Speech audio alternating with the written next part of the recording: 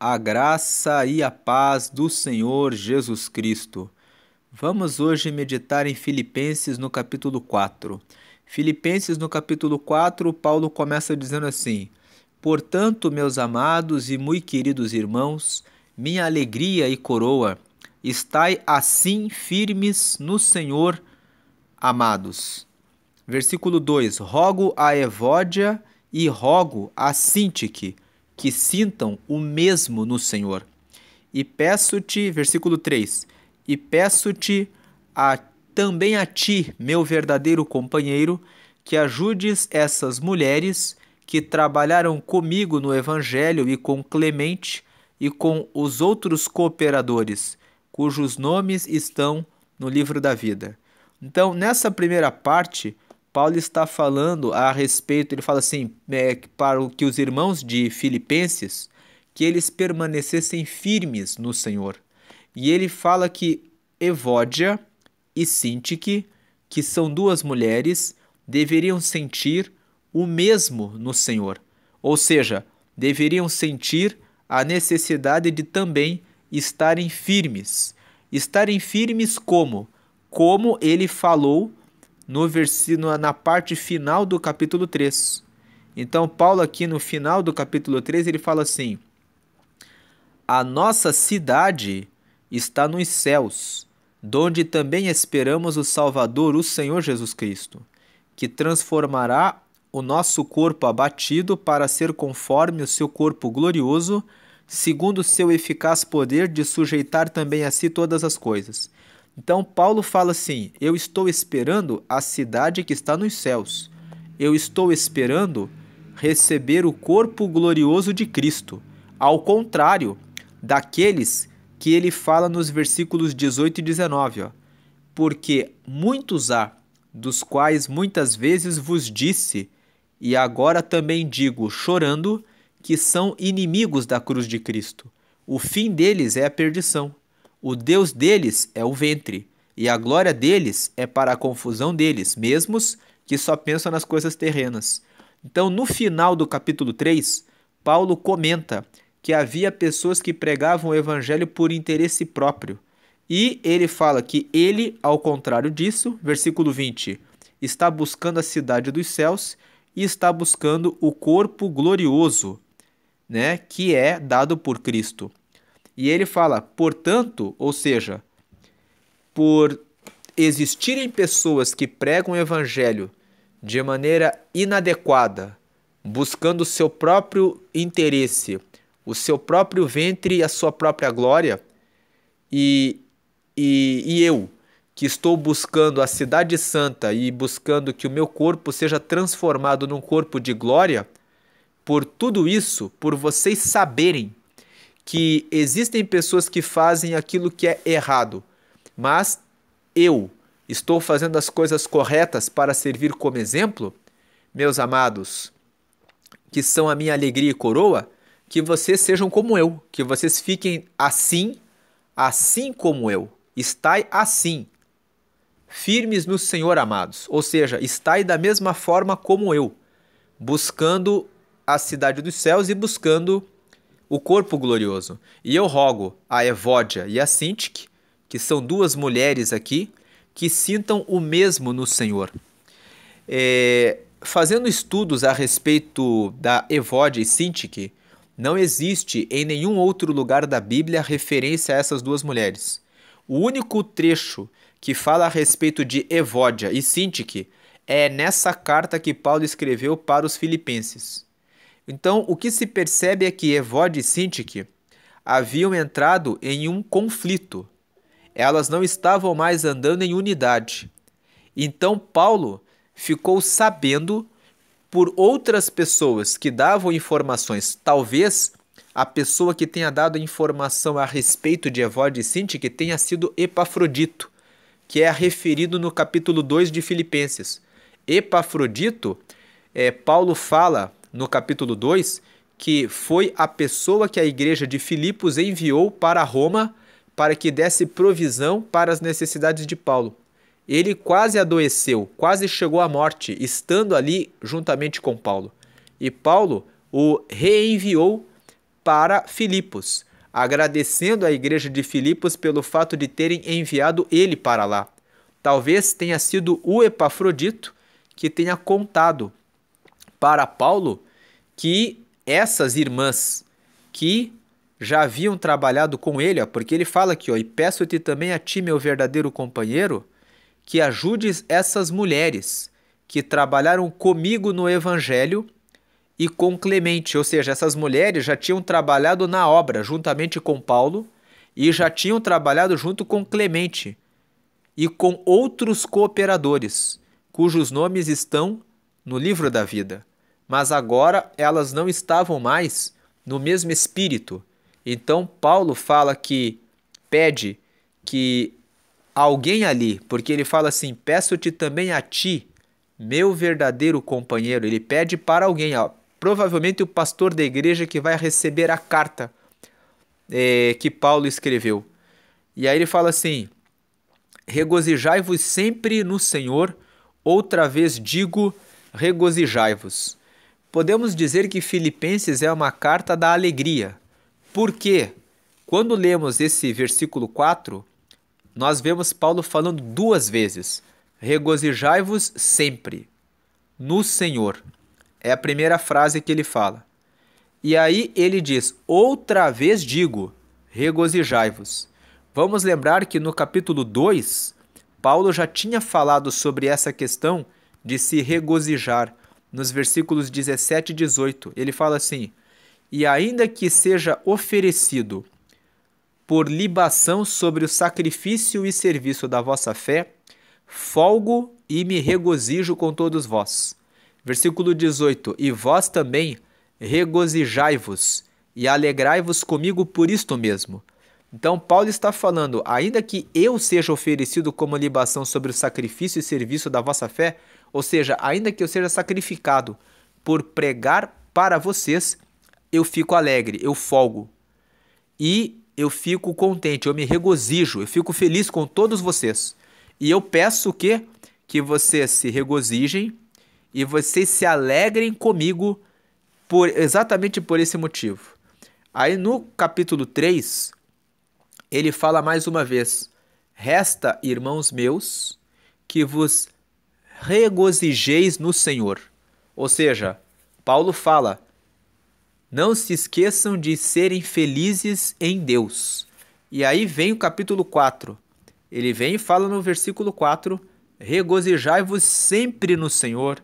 Outra vez digo, regozijai-vos. Então, nos 3 capítulos, Paulo fala dessa situação de ter a alegria em Deus, de se regozijar em Deus. Ele vem e fala aqui, seja a vossa equidade notória a todos os homens. Perto está o Senhor. Ou seja, Paulo está dizendo que os vossos atos de justiça, tratar as pessoas com igualdade, respeitar as pessoas. Quando ele fala em equidade, ele está falando disso. Ele fala assim, que a vossa equidade seja notória a todos os homens. Né? A todos os homens. Porque perto está o Senhor. Muitas vezes pensamos que Deus não está vendo aquilo que estamos fazendo. Pensamos, quando estamos sozinhos, que podemos fazer tudo aquilo que queremos. De fato podemos, porque temos o livre-arbítrio. Mas se queremos ter comunhão com Deus, se queremos andar com Deus, é preciso lembrar que o Senhor está em todos os lugares. No livro de Salmos, no capítulo 139, capítulo não, né? O livro de Salmo não tem capítulo, né? Salmo 139, nós lemos aqui, Senhor, tu me sondaste e me conheces. Tu conheces o meu assentar e o meu levantar. De longe entendes o meu pensamento. Versículo 3, cercas o meu andar e o meu deitar e conheces todos os meus caminhos. Versículo 4, sem que haja uma palavra na minha língua, eis que, ó Senhor, tudo conheces. Versículo 5, tu me cercaste em volta e puseste sobre mim a tua mão. Versículo 6, tal ciência é para mim maravilhosíssima, tão alta que não a posso atingir. Versículo 7, para onde me irei do teu espírito? Ou para onde fugirei da tua face? Versículo 8, se subir ao céu, tu aí estás. Se fizer no céu a minha cama, eis que tu ali estás também. Versículo 9, se tomar as asas da alva, se habitar nas extremidades do mar. Versículo 10, até ali a tua mão me guiará e tua destra me susterá. Versículo 11, se disser, de certo que as trevas me encobrirão, então a noite será luz à roda de mim. Versículo 12, nem ainda as trevas me escondem de ti, mas a noite resplandece como o dia. As trevas e a luz são para ti a mesma coisa. Então, veja que nesse texto aqui, o salmista fala que para Deus nada fica em oculto. Ele está em todos os lugares. Então, quando Paulo fala assim, perto está o Senhor, ele está dizendo que Deus está em todos os lugares. Então, aqui no versículo, perto está o Senhor. Versículo 6, não estejais inquietos por coisa alguma, antes as vossas petições sejam em tudo conhecidas diante de Deus, pela oração e súplicas, com ação de graças.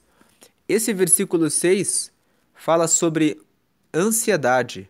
Não fique ansioso em relação a nada, porque Deus, Ele sabe de tudo aquilo que você precisa.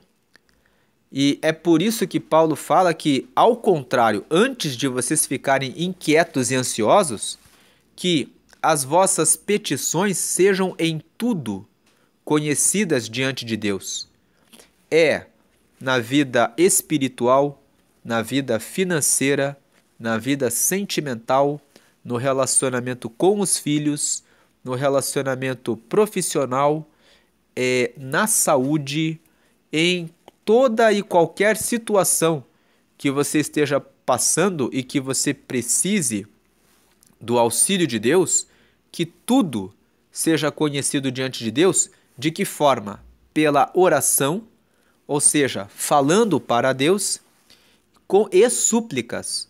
Quando a situação é muito difícil, você deve suplicar a Deus, clamar, insistir, com lágrimas e, ao mesmo tempo, com ação de graças.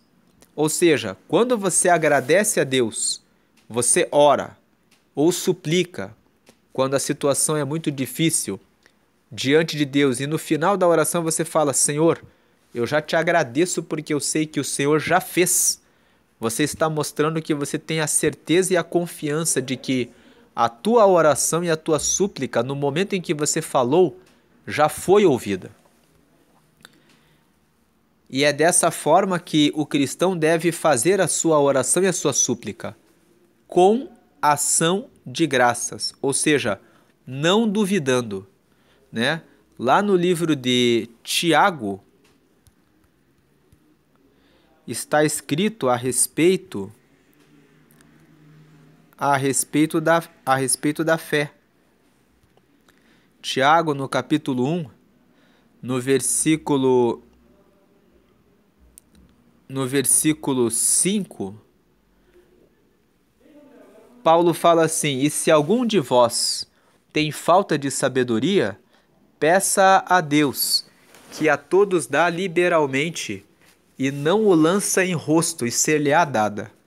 Peça, porém, com fé, não duvidando, porque o que duvida é semelhante à onda do mar, que é levada pelo vento e lançada de uma para outra parte. Não pense tal homem que receberá do Senhor alguma coisa. Por quê? Porque, versículo 8, o homem de coração dobre, ou seja, de coração duvidoso, né, é inconstante em todos os seus caminhos. Então, Deus não se agrada daqueles que são inconstantes. Lá em Hebreus, capítulo 11, está escrito também que, ora, a fé é o quê? Ela é o firme fundamento das coisas que se esperam. Ou seja, você espera uma resposta de Deus. Em que área da vida que seja, você espera alguma coisa, mas quando você tem fé, você tem tanta convicção de que Deus já respondeu que você tem a fé como o seu apoio. Você pisa no ar, nessa tábua da fé, acreditando que aquilo que parece que ainda não ocorreu já aconteceu. Você tem a fé como o firme fundamento. A fé é o fundamento daquilo que você espera. E a fé também é a prova das coisas que se não vêm. Então, muitas vezes a pessoa precisa de uma prova de que alguma coisa já aconteceu. Quando você tem fé, você tem a prova daquilo que ainda não aconteceu. No versículo 6, nós vemos que sem fé é impossível agradar a Deus, porque é necessário que aquele que se aproxima de Deus, é necessário que quem se aproxima de Deus creia que Ele existe e que é galardoador dos que o buscam. Ou seja, tem que acreditar que Ele existe. Se você acredita que Deus existe, você precisa saber quem Ele é. Que Ele tem todo o poder de fazer, de ouvir as nossas orações e de responder. E que Ele é galardoador, ou seja, Ele é recompensador. Que Ele tem alegria de recompensar aqueles que buscam a Ele. Então, voltando para Filipenses 4, nós vemos aqui que ele fala assim: não estejais inquietos por coisa alguma, antes as vossas petições sejam em tudo conhecidas diante de Deus pela oração e súplicas com ação de graças. Com ação de graças, ou seja, com agradecimento, porque você tem fé, porque você não duvida, porque você sabe que Ele já ouviu a tua oração e que com certeza Ele vai responder. E a paz de Deus, que excede todo o entendimento, guardará os vossos corações e os vossos sentimentos em Cristo Jesus. Quantas vezes as pessoas ficam com seu coração aflito, preocupadas e se envolvem em situações de depressão, muitas vezes ficam chateadas pensando: será que Deus está me ouvindo? Será que Deus vai me atender? Quando você tem a fé e você coloca tudo diante de Deus, todas as suas petições, por meio de orações e súplicas com ação de graças, você guarda o teu coração em relação à resposta que Deus vai te dar. E é isso que vai trazer a paz de Deus. Perceba que a fé, ela também nos traz paz, porque quando nós temos fé de que Deus vai fazer, temos confiança nele, nós já oramos e simplesmente colocamos: Deus, eu preciso dessa providência porque eu não sei o que fazer. Ou Deus, eu preciso muito, muito, muito, porque é uma situação em que eu tenho que suplicar que uma resposta venha. Quando eu agradeço a Deus porque eu tenho fé, a fé, eu tenho certeza que Deus vai fazer, eu recebo a paz de Deus. Essa paz, ela excede todo o entendimento, ou seja, ela ultrapassa todo o entendimento. As pessoas vão olhar para você e vão dizer assim: como que ele consegue?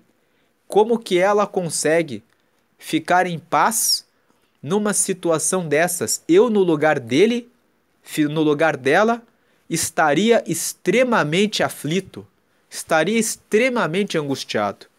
Mas quando nós colocamos a nossa vida em oração e súplicas com ação de graças, já agradecidos, já com a certeza e a confiança de que já aconteceu, então a paz de Deus fica em nós e ela ultrapassa, excede todo entendimento. Essa paz é que guardará os vossos corações e os vossos sentimentos em Cristo Jesus. Guardar o coração é guardar aquilo que nós pensamos. Embora o texto esteja falando aqui de corações, o corações aqui se refere aos pensamentos. E a segunda palavra que fala sentimentos é a que fala das emoções. Então ele fala sobre manter a sua vida, as suas questões em oração e súplica com ação de graças. E a paz de Deus, que excede todo entendimento, guardará os vossos corações e os vossos sentimentos em Cristo Jesus. Ou seja, o "e" aqui é uma conjunção aditiva, né? Primeiro você ora e suplica. Depois você faz isso com agradecimento, que mostra que você tem fé. E como consequência, você recebe a paz de Deus. E essa paz de Deus, ela ultrapassa todo o entendimento humano e guarda os nossos pensamentos e os nossos sentimentos em Cristo Jesus. Quanto ao mais, irmãos, versículo 8, quanto ao mais, irmãos, tudo que é verdadeiro, tudo que é honesto, tudo o que é justo, tudo o que é puro, tudo o que é amável, tudo o que é de boa fama, se há alguma virtude e se há algum louvor, nisso pensai. Ou seja, Paulo fala para cuidarmos dos nossos pensamentos, guardarmos os nossos pensamentos em tudo aquilo que é santo. Porque vamos lembrar que em 1 Coríntios, no capítulo 12, Paulo fala que nós fazemos parte do corpo de Cristo. Veja, no versículo 27, ora, vós sois o corpo de Cristo e seus membros em particular. E em Efésios, no capítulo 4,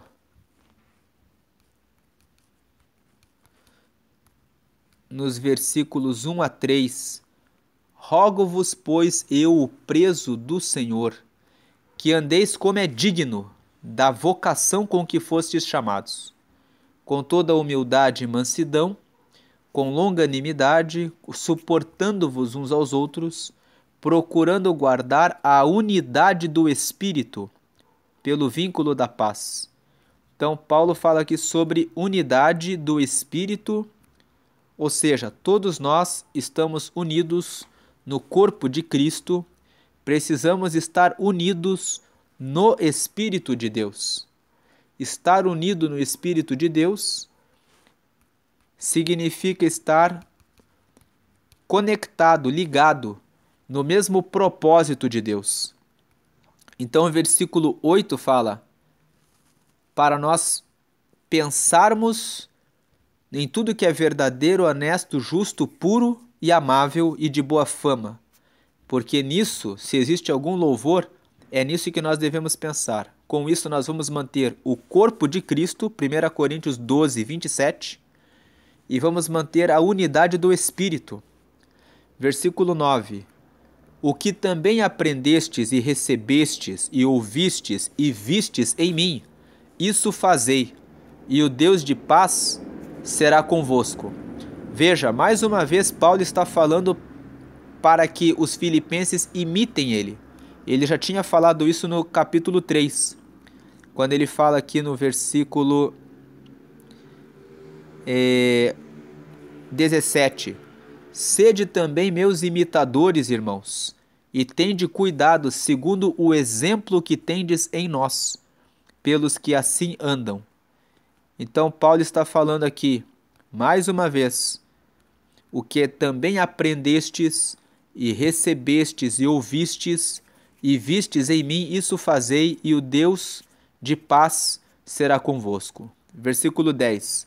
Mais uma vez ele está falando em regozijar-se aqui, ó. Ora, muito me regozijei no Senhor por finalmente reviver a vossa lembrança de mim, pois já vos tinhais lembrado, mas não tinhais tido oportunidade. Versículo 11. Não digo isto como por necessidade, porque já aprendi a contentar-me com o que tenho. Aqui, quando Paulo fala muito me regozijei por finalmente reviver a vossa lembrança de mim, pois já vos tinhas lembrado, mas não tinhas tido oportunidade, Paulo está se referindo a Epafrodito, porque nós sabemos pela leitura de Filipenses 2 que a igreja de Filipos tinha enviado Epafrodito para entregar provisões a Paulo em Roma. Epafrodito ficou durante algum tempo com Paulo em Roma e depois contraiu uma doença que quase o levou à morte. E Paulo, no final do capítulo 2, comenta sobre esse fato e diz que está enviando novamente Epafrodito para Filipos, agradecendo a eles pela provisão que tinha deles recebido. E aqui Paulo fala que, ora, eu fiquei muito feliz, eu me regozijei no Senhor porque finalmente reviver a vossa lembrança de mim. Por que ele fala que reviveu a lembrança dele? Porque Epafrodito chegou com a provisão da igreja de Filipos. E ele está aqui agradecendo aos filipenses por aquilo que ele recebeu. E aí ele fala assim, mas eu não digo isto como por necessidade. Versículo 11. Porque já aprendi a contentar-me com o que tenho. Então Paulo fala assim, eu não estou falando isso porque eu estava com necessidade e vocês me atenderam. Não é por causa disso. Porque, na verdade, eu já aprendi a me contentar com o que eu tenho. Versículo 12. Sei estar abatido e sei também ter abundância. Em toda a maneira e em todas as coisas estou instruído, tanto a ter fartura como a ter fome, tanto a ter abundância como a padecer necessidade. Então Paulo fala aqui, versículo 13, posso todas as coisas naquele que me fortalece. Veja que esse versículo 13 muitas vezes é citado como um versículo isolado, dizendo assim, posso todas as coisas naquele que me fortalece, então eu posso conseguir um carro novo, uma casa nova, posso conseguir o que eu quiser. E não é nesse sentido. Esse versículo, quando ele é citado de maneira isolada, ele não traz uma ideia real do que Paulo quis dizer. Paulo quis dizer que ele também podia passar fome. Veja que ele fala aqui, ó, tanto a ter fome, a ter fartura como a ter fome. Tanto a ter abundância, aqui na segunda parte, ó, tanto a ter abundância como a padecer necessidade. Posso todas as coisas naquele que me fortalece. Eu posso passar fome e posso também passar necessidade, que mesmo que eu passe por essas situações, eu consigo enfrentá-las.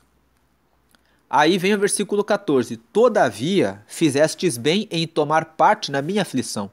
Então Paulo está dizendo, eu não estou agradecendo aos filipenses pelo fato de vocês terem enviado provisão para mim por meio do Epafrodito. Porém, todavia, contudo, vocês fizeram bem em tomar parte na minha aflição. E bem sabeis, versículo 15, também vós, ó filipenses, que no princípio do evangelho, quando parti da Macedônia, nenhuma igreja comunicou comigo com respeito a dar e a receber, senão vós somente. Veja que aqui Paulo ele traz uma informação para nós que quando ele esteve na Macedônia, a única igreja que ajudou ele com recursos que ele necessitava foi a igreja de Filipenses, foi a igreja dos Filipenses, né? A igreja de Filipos. Versículo 16, porque também uma e outra vez me mandastes o necessário a Tessalônica. Ou seja, Paulo, ele passou 2 vezes por Filipenses e passou 2 vezes por Tessalônica. Na segunda viagem missionária que Paulo fez, na primeira viagem, ele saiu de Troade e foi para Neápolis, que era um porto que ficava do lado de Filipos, né? E depois ele passou por Apolônia, por Anfípolis, Apolônia e depois ele chegou a Tessalônica, depois foi para Bereia. Eu já mostrei isso no vídeo de Filipenses, capítulo 1. Mas eu vou mostrar aqui de volta. Eu vou dar um pause no vídeo e vou abrir o mapa. Aqui então, nós vemos que quando Paulo fez a sua segunda viagem missionária, ele saiu de Jerusalém aqui, passou por Antioquia, Tarso, aqui era a Capadócia, passou pela região da Galácia, que é Derbe, Listra, Icônio. Atos capítulo 16, onde ele conheceu Timóteo aqui e o circuncidou. Daí na Galácia, ele queria pregar aqui na Ásia, mas o Espírito Santo impediu, de acordo com Atos capítulo 16, versículo 6. Então, ele passou pela Bitínia e por Mísia e chegou em Troade. Em Troade, ele teve uma visão de um homem macedônio que dizia: passa a Macedônia e nos ajuda. Então ele veio, entrou aqui em Neápolis, e a primeira cidade que ele chegou na Macedônia, que é essa região aqui embaixo é a Grécia, Atenas e Corinto, e aqui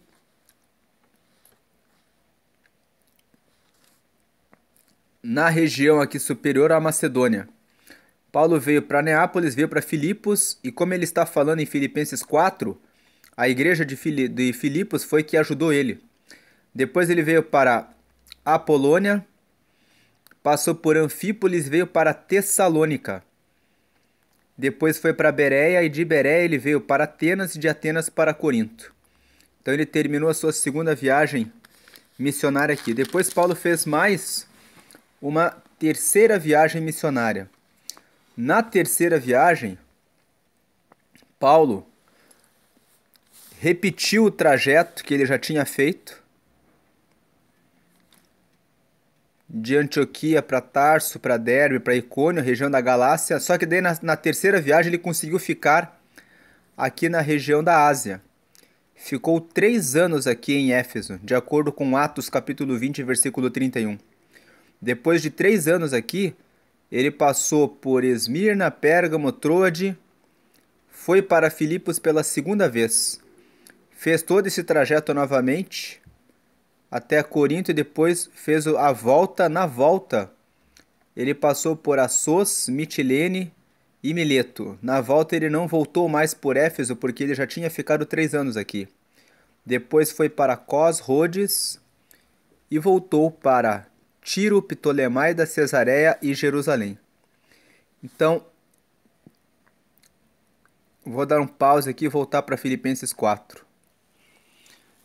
Então aqui, como nós estávamos lendo, ele fala assim: e bem sabeis também vós, ó Filipenses, que no princípio do Evangelho, quando parti da Macedônia, nenhuma igreja comunicou comigo com respeito a dar e a receber, senão vós somente. Porque também uma e outra vez me mandastes o necessário a Tessalônica.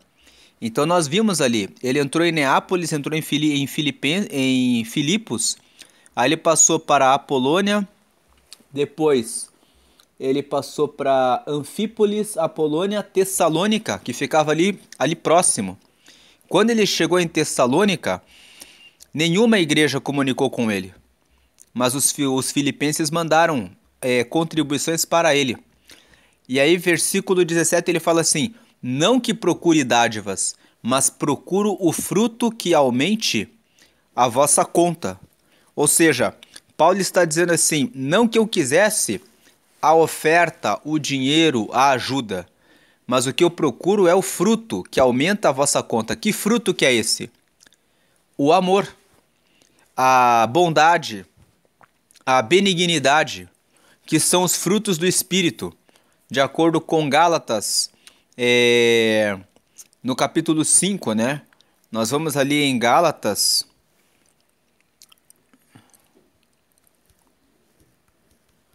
no capítulo 5, nós vamos ver ali os frutos do Espírito. Ele fala ali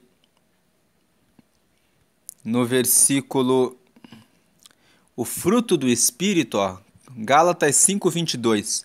Mas o fruto do Espírito é amor, e é benignidade e bondade. Então, esses são os frutos do Espírito. Claro que tem outros aqui que Paulo refere, que são gozo, paz, longanimidade, benignidade, bondade, fé, mansidão e temperança. Mas destaque para o amor, a benignidade e a bondade aqui. Voltando para Filipenses 4.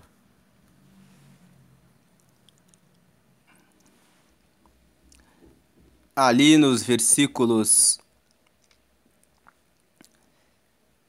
não que procure dádivas, mas procure o fruto que aumente a vossa conta. Versículo 18.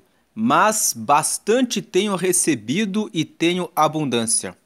Cheio estou, depois que recebi de Epafrodito o que da vossa parte me foi enviado, como cheiro de suavidade e sacrifício agradável e aprazível a Deus. O meu Deus, segundo as suas riquezas, suprirá todas as vossas necessidades em glória, por Cristo Jesus. Paulo fala aqui que aqueles que estão em Cristo terão as suas necessidades supridas por Deus. Veja aqui, segundo as suas riquezas. Agora vamos pensar numa coisa. Se Deus fala no livro de Ageu, no capítulo 2, no versículo 8, que minha é a prata e meu é o ouro, disse o Senhor dos Exércitos, então significa que para Deus não há falta de nada, porque se Ele é o dono do ouro e o dono da prata, e Paulo fala aqui no versículo 19, que o meu Deus, segundo as suas riquezas, ou seja, segundo Ele é o dono do ouro, Ele é o dono da prata, Ele é o dono de toda a riqueza, segundo as riquezas dele, suprirá todas as vossas necessidades em glória por Cristo Jesus. Então, aqueles que estão em Cristo não terão falta de nada, a não ser que estejam passando por tribulações e provas, que existem os tempos em que Deus permite as provações para trazer maturidade espiritual para o cristão. Como Jó, que tinha toda a riqueza, mas quando foi o tempo determinado, Deus permitiu para que provasse Jó, e diante de Satanás, que Jó era um homem realmente íntegro em sua fé. Então, versículo 20, ora, o nosso Deus e Pai, seja a nosso Deus e Pai seja dada a glória, para todos sempre. Amém. Versículo 21, saudai a todos os santos em Cristo Jesus.